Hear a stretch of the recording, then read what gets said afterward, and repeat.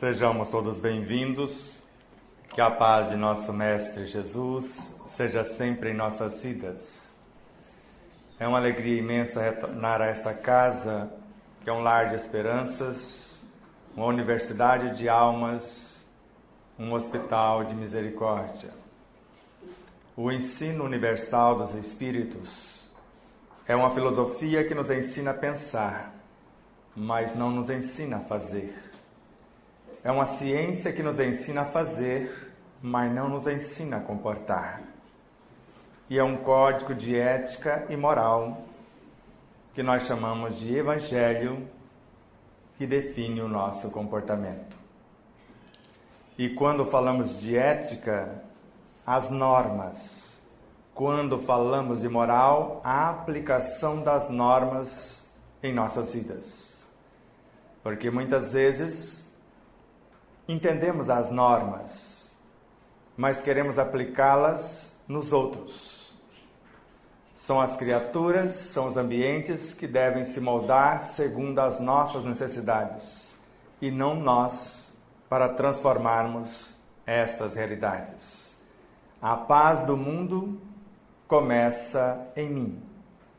As reformas que eu gostaria de visualizar ou de vislumbrar ou ver acontecer no mundo é aquelas que começam a ser edificadas na minha própria essência consciencial. Eu gostaria que me auxiliassem a compreender essas duas frases que vocês ouviram. Sede bons e caridosos, eis a chave dos céus que tendes em vossas mãos. Eu gostaria de compreender o que é bondade e o que é caridade. Porque conforme encontramos na própria obra do professor Hippolyte Léon Denisard Rivaio, que conhecemos comumente como Allan Kardec, embora Allan Kardec vivera 260 anos antes de Jesus. Foi um pseudônimo usado ou a personalidade vivenciada até então, segundo o espírito Zéfiro, e quando o professor Rivaio é lembrado de sua missão, esta personagem é incorporada à sua realidade consciencial. Está muito claro na obra A Reencarnação de um Druida. E para Allan Kardec, na nota de rodapé, escrita pelo seu próprio punho, sobre as diretrizes do Espírito de Verdade. E quem quiser saber a respeito deste Espírito de Verdade, basta ler a obra O Livro dos Médiuns e perceber uma determinada mensagem que fora assinada por Jesus de Nazaré. Mensagem essa transplantada para o Evangelho segundo o Espiritismo na sua 3ª edição e agora assinada por o Espírito de Verdade.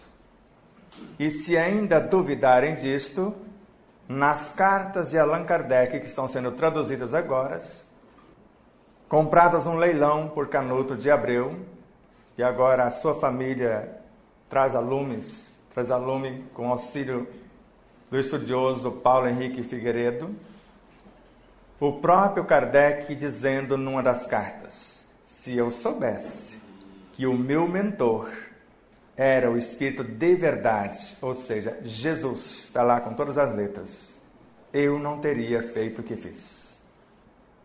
E se nós soubéssemos quem são os nossos mentores de fato, talvez amolecêssemos também. E o Espírito de Verdade, num determinado momento, fez uma profecia para Kardec.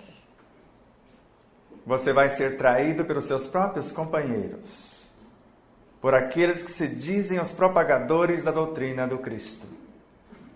Ser rechaçado e quase triturado pelas suas vibrações negativas. E ele não morreu de aneurisma.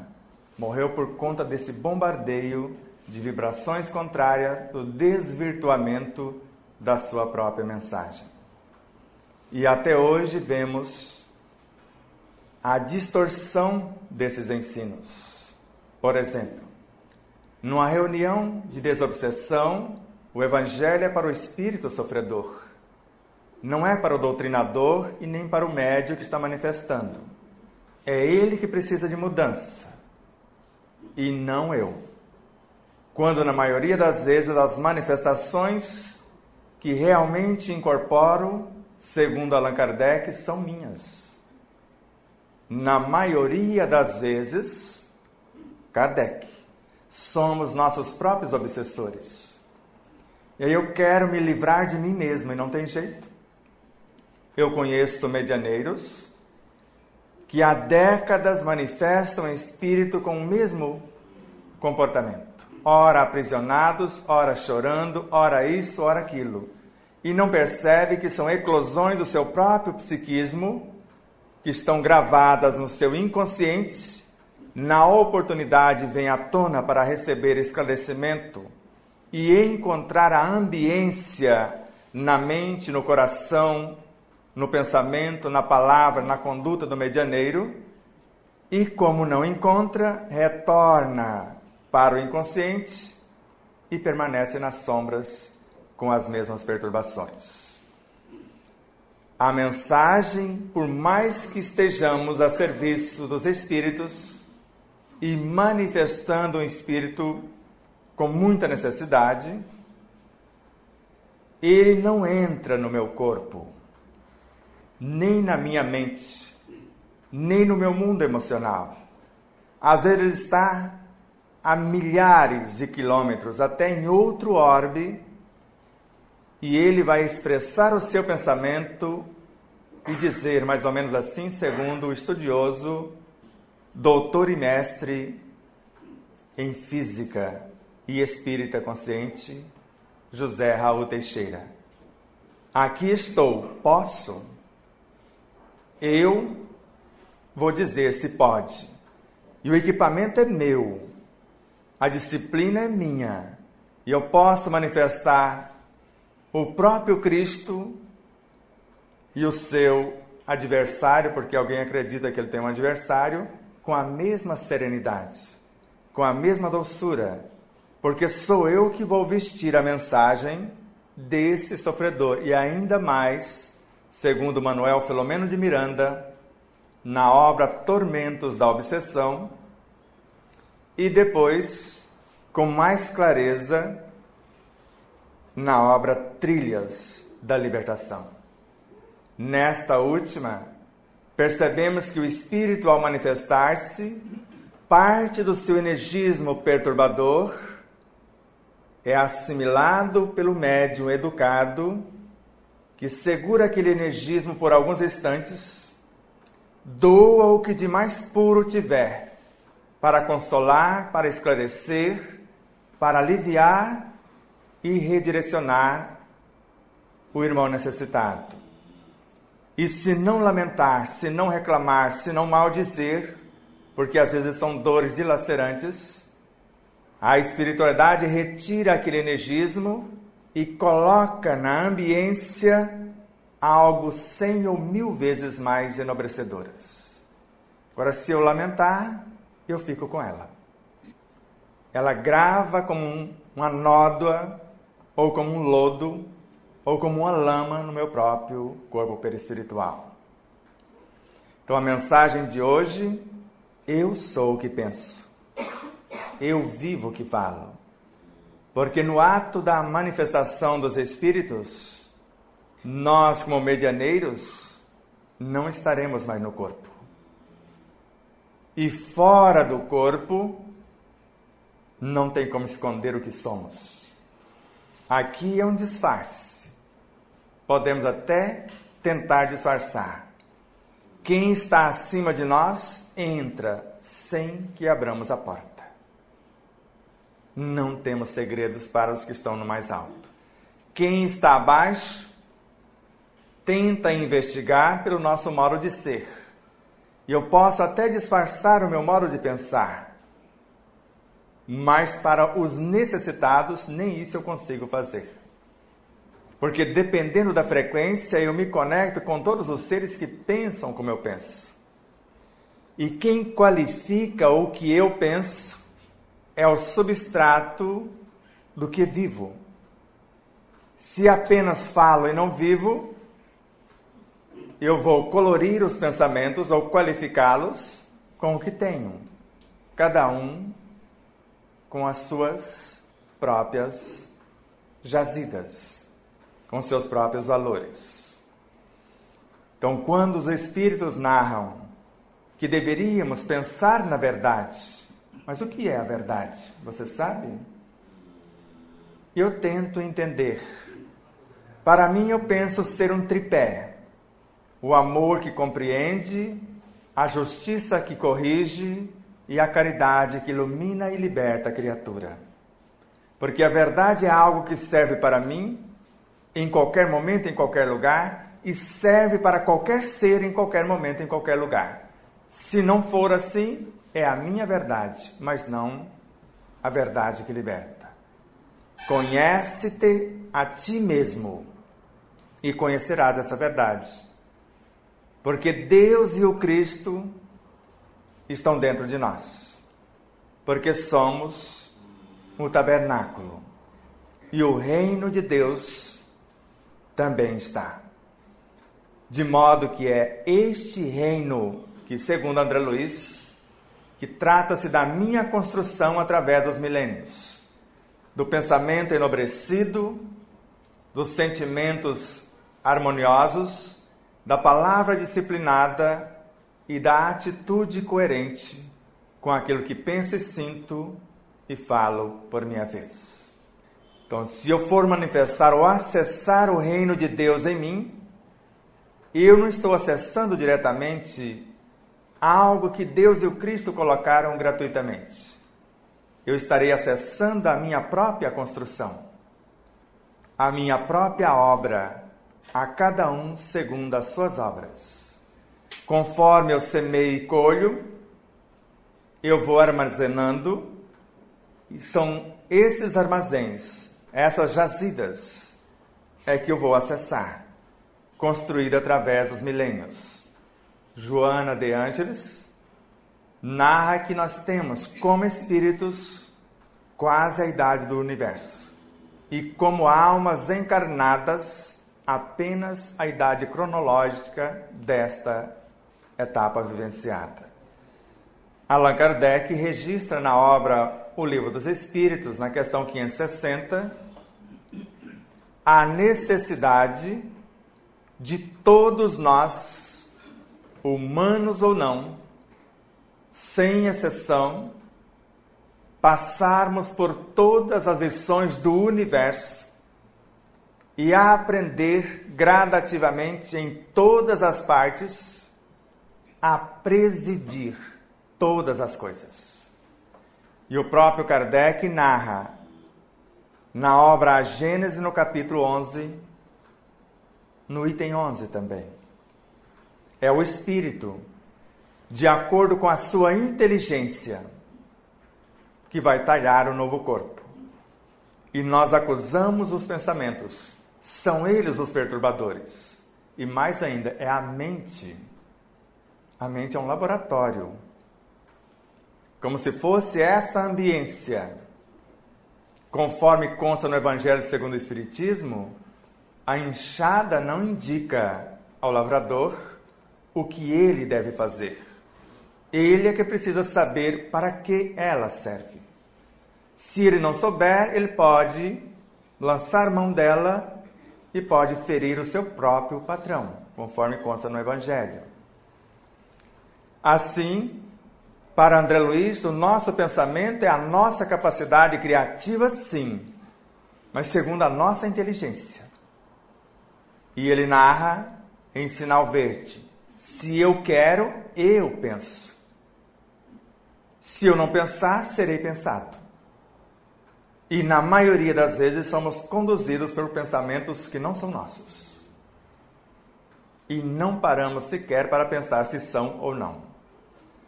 Então, se eu quero, eu penso, e recomendo ao autor, pense primeiro no que pensar. Porque em pensando cria, e uma vez criando, segundo a ministra veneranda, não tem como se livrar da própria criação. A lei superior me obrigará a manter e nutrir a minha própria criação.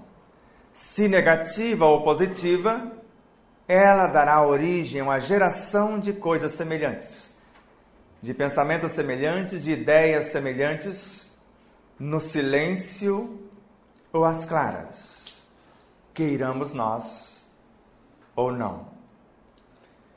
Precisamos, pelo menos, pensar na possibilidade de assumirmos o comando de nossas vidas, conforme nos ensina um dos ministros do Cristo, como governador supremo do planeta, o príncipe Siddhartha Gautama. E se duvidar do que eu vou dizer, pergunte a ele está voltando por amor ao Cristo. E com toda a sua falange, não só ele.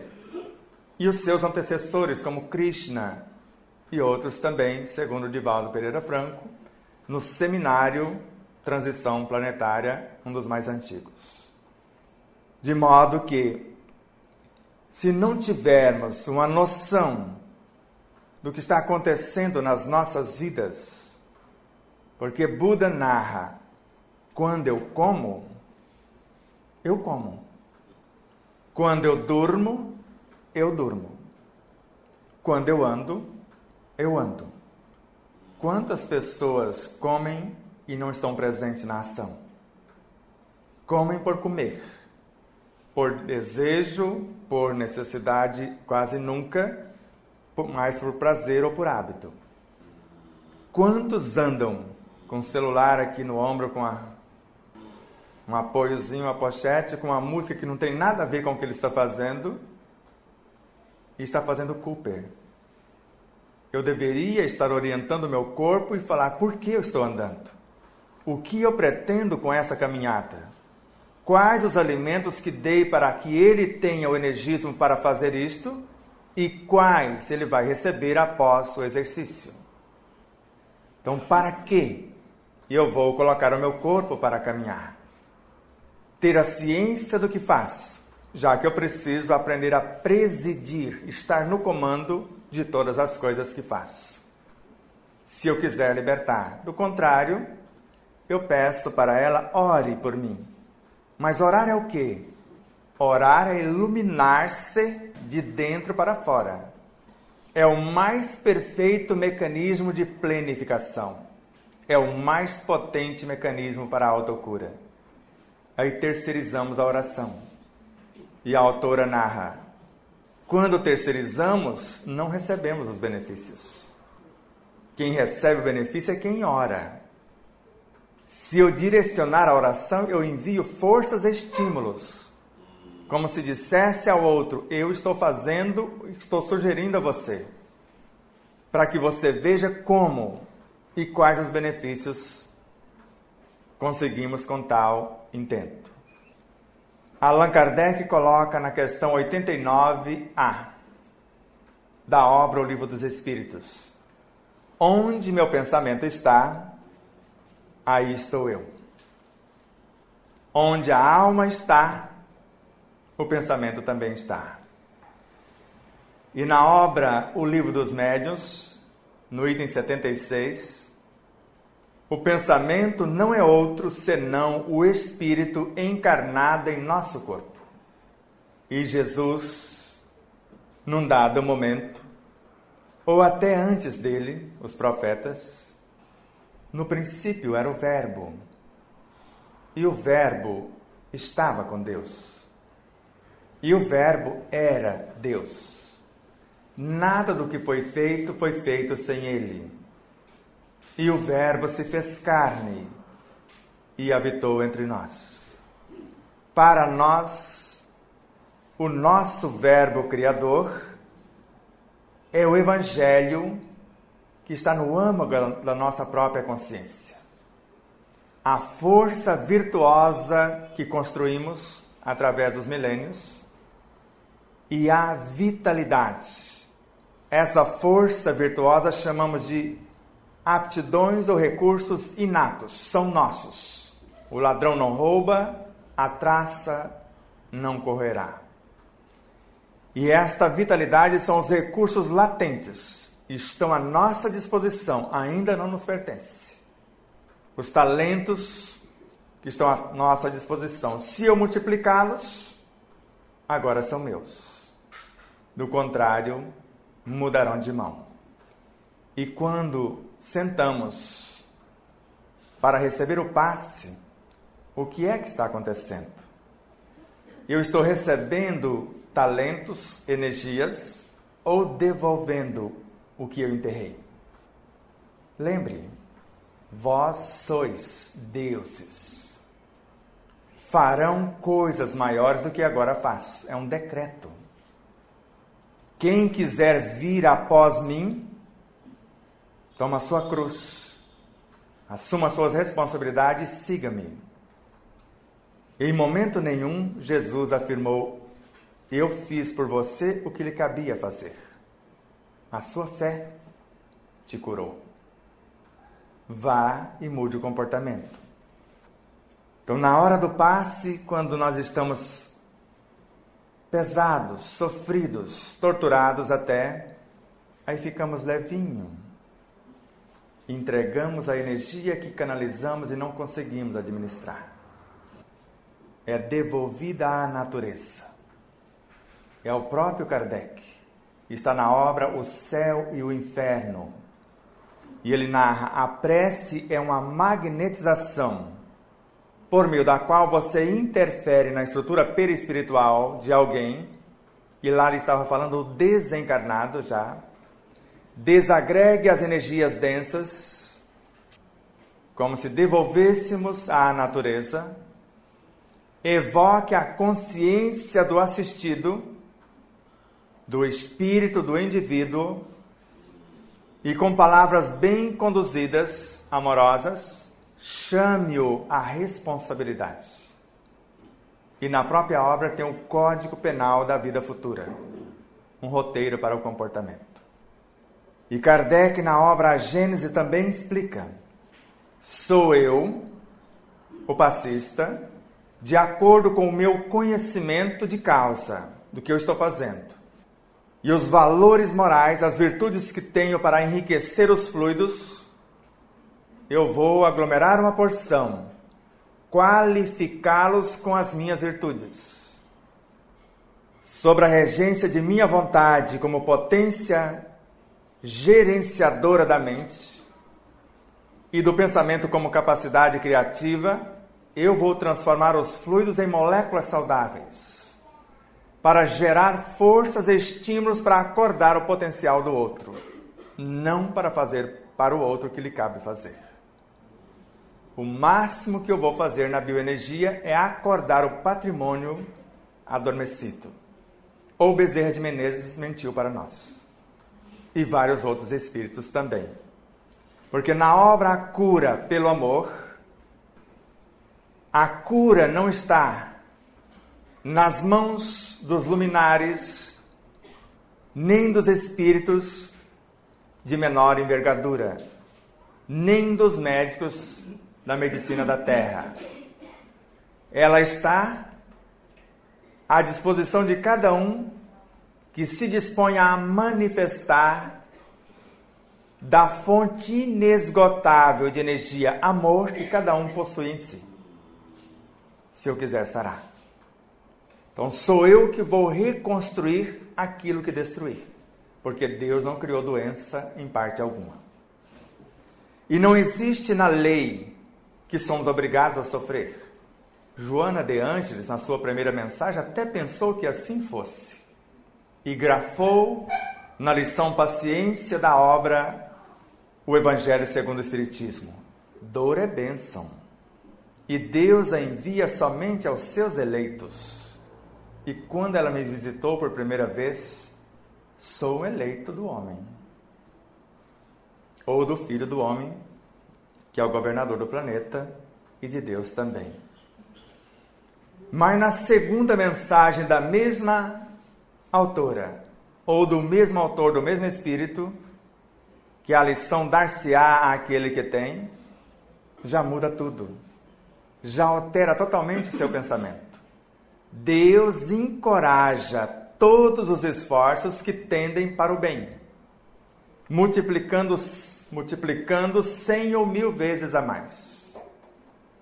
Não é Ele que tira daquele que não tem, é o espírito negligente e descuidado, deixa a erva daninha envolver ou invadir o campo que lhe foi dado para cultivar as coisas nobres. E ela segue estudando a causa. E mais tarde, na obra Autodescobrimento, uma busca interior, todas as doenças têm a sua origem no uso inadequado da energia. A energia, que é vida, em sua complexidade, constitui-se do psiquismo divino. E o amor para a autora é o prolongamento desse psiquismo divino. E é o mais potente antídoto para a cura de todas as doenças. Porque ele gera, nutre, organiza e mantém a vida em todas as suas expressões. E mais tarde na obra, desperte e seja feliz. Na lição O Médico Interno, além de lembrar-nos que temos uma farmacopeia com recursos inesgotáveis em nós, temos também um médico interior. Cada um de nós temos uma Mayra, uma médica, um médico dentro de si. Miramês, todos os recursos estão em torno de nós, à espera da ordem, como se fossem soldados à espera da ordem do comandante, ou dos pedreiros esperando os traçados do arquiteto. Mas o mesmo autor, na mesma obra, inverte. Todos esses recursos se encontram com mais segurança no interior de cada ser. Basta-nos o respeito à lei de justiça, amor e caridade na sua maior pureza. Quando eu começo a interrogar a minha consciência a respeito dessa lei trina, e consultando a minha consciência para ver se eu não violei essa lei, se eu espero que o amor me compreenda, que a justiça me corrija e que a caridade me ilumine, o que é que eu estou fazendo? Porque tudo que eu fizer ao meu semelhante é ao Cristo e a mim mesmo que faço. E eu vou analisar se não negligenciei nenhuma oportunidade de ser útil, onde quer que me encontre. Se ninguém, em parte alguma, tem algo a se queixar de mim, e se fiz a outra em tudo que gostaria que me fizesse.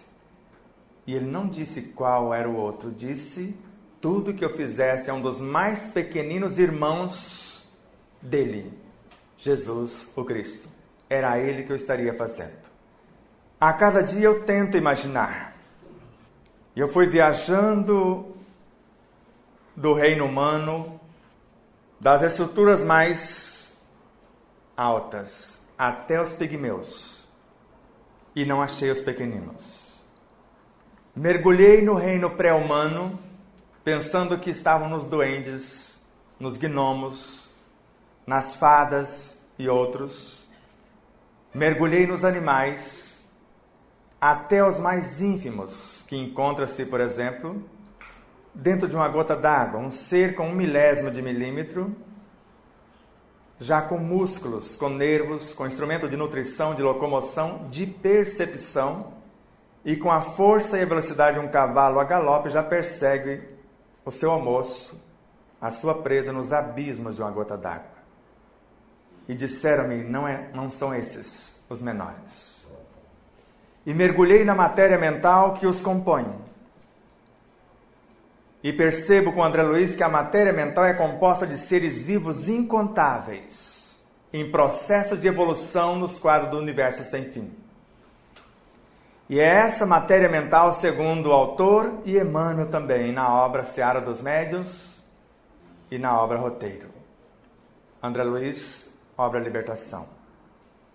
É ela que forma as linhas de forças que nós chamamos de supercordas, as partículas subatômicas. E esta energia que forma inicialmente o que nós chamamos de bioenergia, que vamos usar no passe, tiver a sua origem no fluido universal. E o fluido universal é o elemento estruturado pelo Espírito como princípio inteligente do universo, conforme consta na questão 29 do Livro dos Espíritos. E quando vamos pensar, é uma porção desse elemento de princípios inteligentes que nós aglutinamos para formar os fluidos, e com eles a matéria mental, e com ela as estruturas subatômicas, atômicas e moleculares, se eu quiser magnetizar uma água, por exemplo. E Allan Kardec entrega de bandeja a receita no Livro dos Médiuns de como fazer isso. E não disse que era médiuns espíritas, porque a doutrina não é dos espíritas, é dos espíritos. E eles são livres pensadores. E a doutrina não tem rótulo, ela não tem cercas, não tem cerceamentos, não tem rituais, ela não nos proíbe de estudar qualquer fonte. O próprio Kardec, no Livro dos Médiuns, não fique limitado nem a um único autor, nem a um único sistema. Leia de tudo, os prós e os contras a respeito daquilo que pretende. E conforme consta no Livro dos Espíritos, na questão 628, há em tudo germes de grandes verdades. Quer ver um? O panteísmo é uma fantasia ou há nele germes de grandes verdades?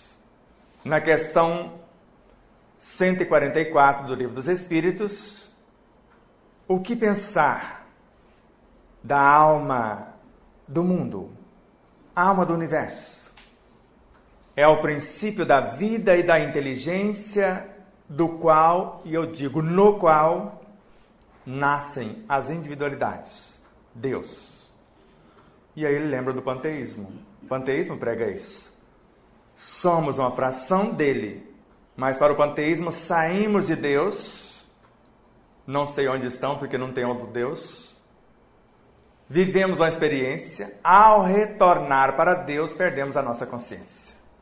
E Kardec apressou na questão 150, e quando morremos, jamais perderemos a nossa individualidade. Porque para começo não saímos de Deus, nele existimos como ser constituído, vivemos uma experiência conforme a nossa programação e nos movemos daqui para ali, dentro de um mesmo planeta ou dentro de um sistema solar e sucessivamente. Eu sou o que penso e vivo o que falo. Ninguém consegue pensar sem interagir com todas as suas vivências, segundo Kardec. Todas. Desde a conceptual, onde éramos somente um fascículo com o nome de átomo primordial, mônada ou princípio inteligente do universo, que uniu-se com outro e nós fomos nos fazendo, segundo André Luiz. Deus não nos criou nesse formato, nós nos fizemos, segundo André Luiz, em Evolução em Dois Mundos. Deus criou o espírito como matéria-prima do cosmos, criou a lei. Em obediência à lei, esses princípios se deixam conduzir e, unindo-se em dois ou mais, por exemplo, dois átomos se unem ou mais para formar uma molécula. Por exemplo, 10.000 átomos se unem para formar uma molécula do meu sangue ou da célula sanguínea da hemácia, a célula vermelha, que está no meu sistema circulatório. 280 milhões de moléculas se unem para formar uma das células. É um único ser, constituído de 280 milhões de seres menores, e um desses menores de 10.000 ainda menores, até chegar nos elementos que eu disse. Somos a soma de muitos. Quantos órgãos constituem um sistema? Cada um tem a sua consciência. Quantos sistemas tem o corpo? Cada um tem a sua consciência. Todos são interdependentes. Se um órgão adoecer, o sistema adoece, e se um adoecer, os demais perecem, se não for socorrido em tempo hábil. E se quando penso, entro em conexão com todos os seres que pensam como eu penso, também segundo André Luiz em Mecanismo da Mediunidade, conectando-me com todas as minhas vivências, com todos os seres dentro de um mundo e com todos os seres em todos os mundos, conforme consta no Evangelho segundo o Espiritismo, em obras póstumas, na Revista Espírita, o toque do meu pensar, que interage com incontáveis realidades, em mim e fora de mim, eu posso começar a revolução, a transformação da humanidade, segundo Spinoza, o grande filósofo, Khalil Gibran, o poeta e profeta, Leon Denis, o apóstolo do Espiritismo, Anne Besant e Hermínio Corrêa de Miranda, e vários outros luminares que acreditam, conforme André Luiz, que quando toco na estrutura de um átomo, que sozinho tem tudo que existe na Terra, eu estou interferindo não só na Terra, na estrutura do sistema solar. E aí, não sou eu, é o meu vizinho que colocou o som mais alto. Não sou eu que tenho uma perturbação interna e necessito que ela se mostre para que eu possa modificá-la. E a vida vai criar as situações para a eclosão destas personagens. Mas de repente eu estou enamorado de alguém e penso que eu sou o dono da pessoa. E dependendo de quem aproxima do quem eu penso que sou dono, eu reajo. Para quê? Reajo. Para mudar essa força que está reagindo. Porque ninguém pertence a ninguém. Como a jovem senhora que foi até Buda reclamar do seu esposo. E quando ela começa, mas meu esposo, ele disse, alto lá, o esposo não é teu, é do mundo. Mas o meu filho, pode parar, o filho não é teu, é da vida. Como ela só tinha o esposo e o filho, mas eu, pode parar também. Você não é de você, você é de Deus. Então, em tudo, dai graças, porque tudo concorre para o bem daqueles que amam o Senhor. Amai-vos uns aos outros. Eis a chave dos céus que tendes em vossas mãos. Bezerra de Menezes, corrija em vós o que te aborrece nos outros, e Jesus fará o resto pelo mundo inteiro. E o que me aborrece nos outros não está nos outros de fato, está em mim. Chico Xavier, que psicografou a mensagem, mude dentro o que está desajustado e fora tudo ficará perfeito. Porque alguém, por mais sábio que seja ou por mais ignorante que se pareça, afirmar que alguma coisa fora de nós está equivocada, está acusando Deus e a lei que Ele criou. Tanto Ele quanto a lei são perfeitos. Ele é onipotente. Se tivesse alguma coisa errada, Ele mudaria num relance. Ele é onipresente. Ele está na cena de tudo quanto existe. Ele é onisciente. E por ser eterno, sabe de tudo e não tem começo, nem meio e fim. Então, antes de pensar o que pensamos, Ele já sabia o que iríamos pensar, como Jesus, quando aqui estivera, fisicamente. Mesmo antes do outro pensar, Ele já sabia o que a pessoa ia pensar a seu respeito. A chave dos céus que temos em nossas mãos. Ser bons. O verdadeiro homem de bem é aquele que pratica. Não é o que conhece a lei de amor, justiça e caridade.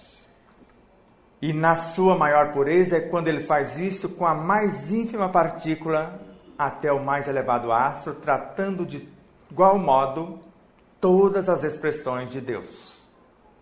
Porque Emmanuel alerta-nos.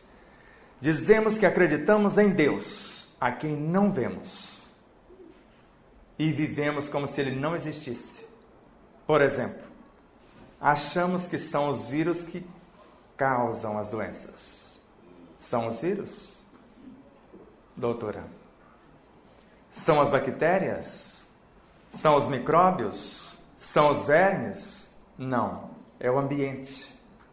Se o ambiente estiver em paz, basta você olhar as pessoas que vivem do lixo, por necessidade, e não adoecem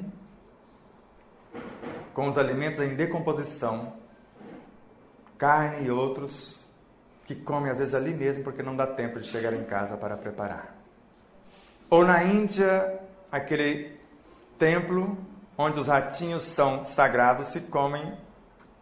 Ele dá uma mordidinha e eu dou outra no queijinho e a gente se entende. E eles não adoecem. Às vezes o ratinho pode até adoecer com a coisa dos humanos. Vírus, bactérias, vermes e micróbios formam uma massa em torno de 90% do corpo que sustentam o corpo. Eles se revoltam quando são maltratados. E a isso chamamos doença, essa rebelião de seres que estão convencendo outros a sair desse cenário que os estão impedindo de crescer. Esse cenário que está impedindo-os de crescer. Eu sou o que penso e vivo o que falo. Mais uma vez, lembro, a minha consciência é a síntese de todas as vivências. O que está encarnado é apenas um pensamento, segundo Kardec e Joana de Antes também. Eu sou o gerente, com o nome de vontade. A mente é uma emanação da minha consciência, do espírito. O pensamento é uma nova arquitetura para encarnar novas situações, para aprimorar o que já está ou ampliar as possibilidades.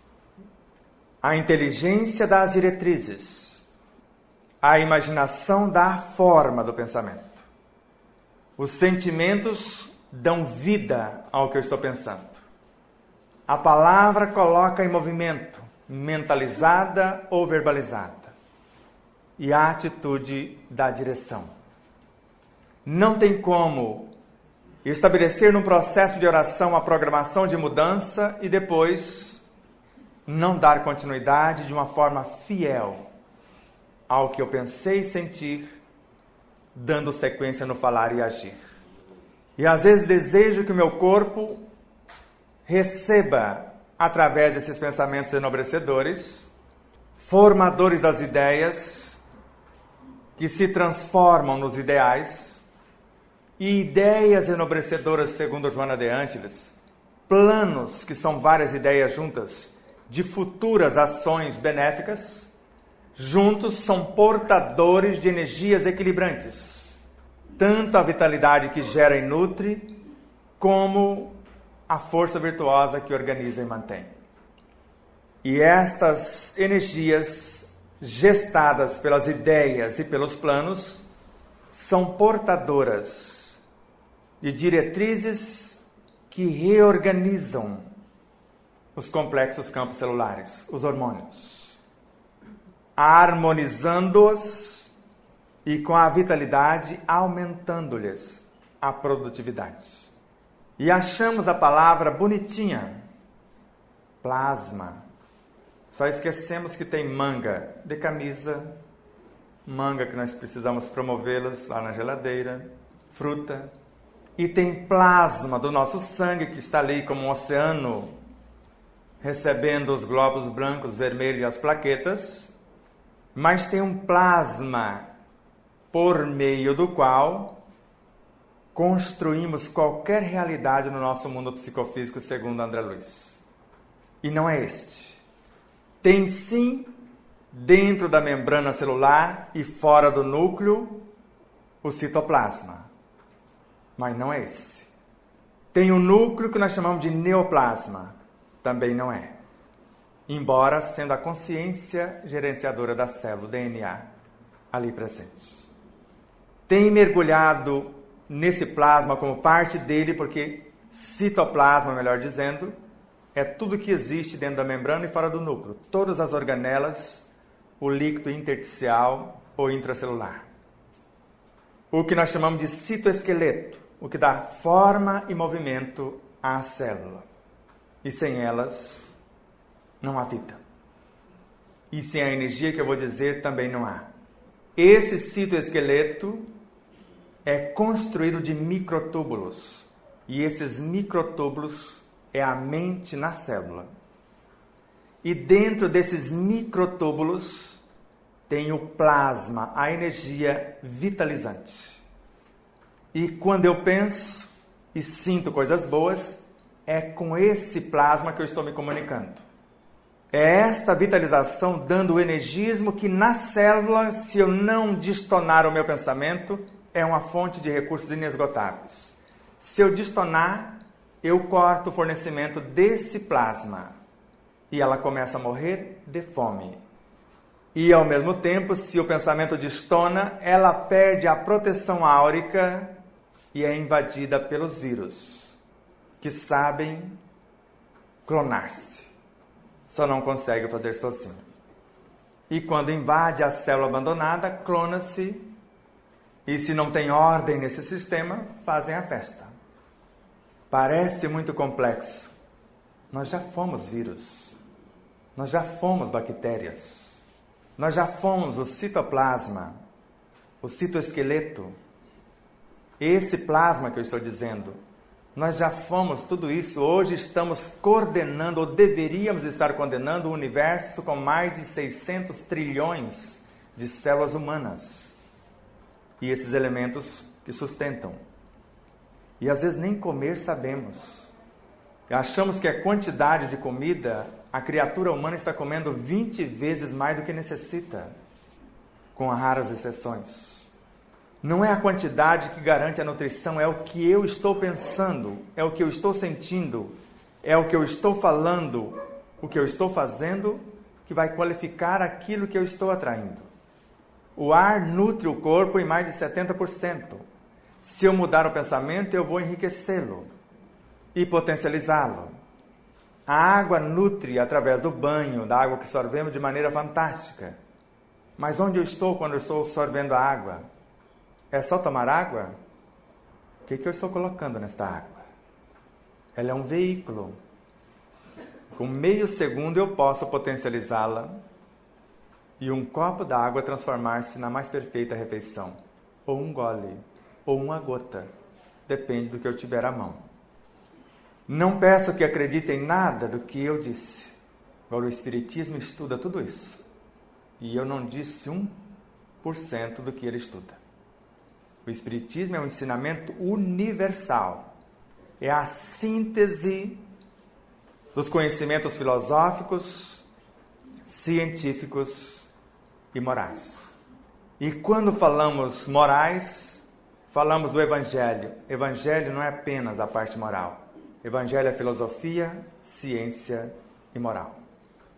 Porque ele é uma força que gera e nutre e uma lei que organiza e mantém. Na realidade, não existe nada em todo o cosmos que não seja filho do Evangelho. O pão da vida. E Jesus, o Evangelho personificado ou o amor tornado visível. Muita paz, muita luz. Muito obrigado a todos.